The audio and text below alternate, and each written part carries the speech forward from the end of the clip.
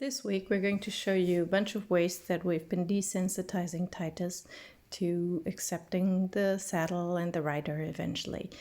This is a clip you've already seen, at least part of, where while ponying him, we get him used to having a person above him, touching him.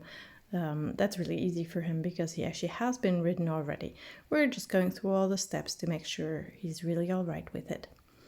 So another way to desensitize for that is to stand on the mounting block. This is why Lisette is suddenly so tall in this clip, which is already a few weeks old. And she's just trying to position him correctly for getting him into the position that she would eventually use for mounting.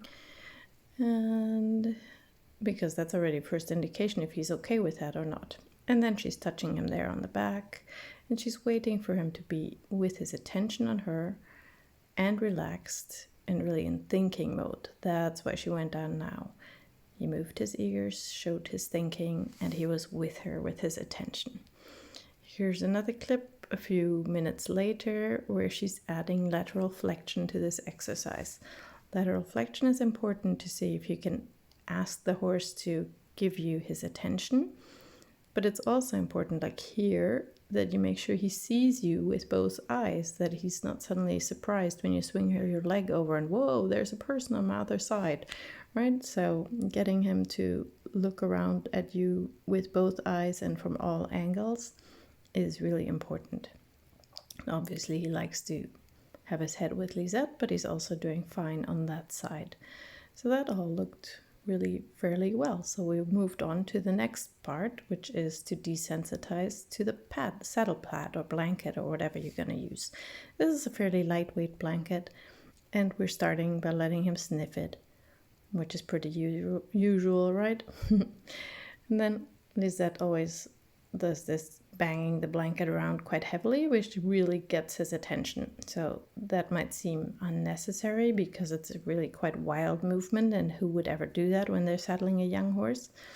But he needs to go through that because you can see it actually makes him a little bit nervous, and especially if it lands on his back. You see his head going quite high, but after a few repetitions, he could relax through that too, both in standing still and in movement as he does here. You see his head dropping before she took the blanket off, and he's relaxed about that too. So if you've gone through all of these exercises, then saddling is really a non-event.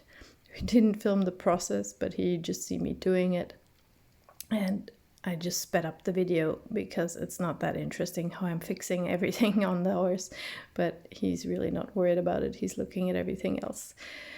So just to show you how relaxed he is by the end of it, here he's licking and chewing perfectly at the end after I've moved him around a bit with the saddle, and I'm happy to wait for him to really enjoy that relaxation and feel how good it feels to have the saddle. Next step is to move him with the saddle. So of course we didn't start with canter, but here's the end result, him moving quite nicely at the canter. You'll see now the saddle from the back, how it's hopping around quite badly. This is not a good saddle for him, but it's a very lightweight, treeless, barefoot saddle. And it's a good saddle to start with, but it's not necessarily what we will be using for riding.